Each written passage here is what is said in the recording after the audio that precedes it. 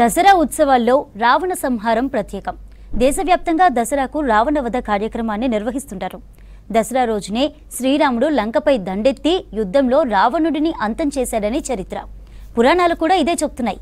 చెడుపై మంచి విజయం సాధించినందని అప్పటి నుంచి విజయదశమి రోజున రావణ సంహారం నిర్వహిస్తున్నారు. అయితే దుర్గాదేవిని స్మరిస్తూ రాముడు రావణుడిని అంతం చేశాడని పురాణాల్లో ఉంది. అందుకే ఏటా నవరాత్రుల్లో అమ్మవారిని పూజించి 10వ రోజున విజయదశమి వేడుకలు నిర్వహించడం ఆనవాయితీ. ఈ ఉత్సవాల్లో భాగంగానే రావణుడి బొమ్మను దహనం చేస్తారు.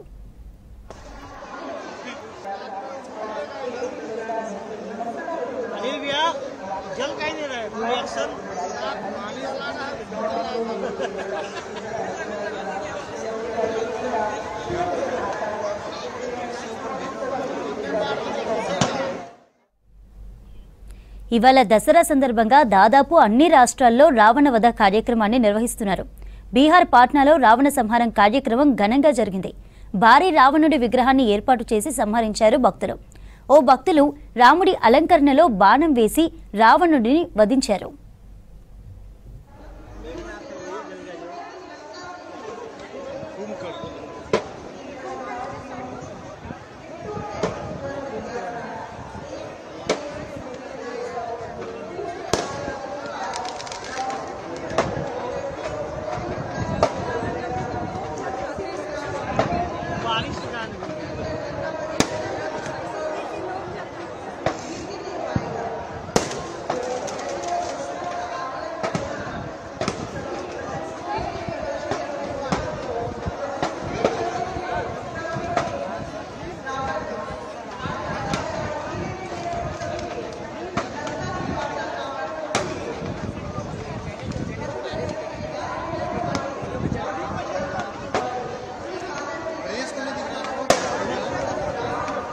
उसका फेस बदल दिया।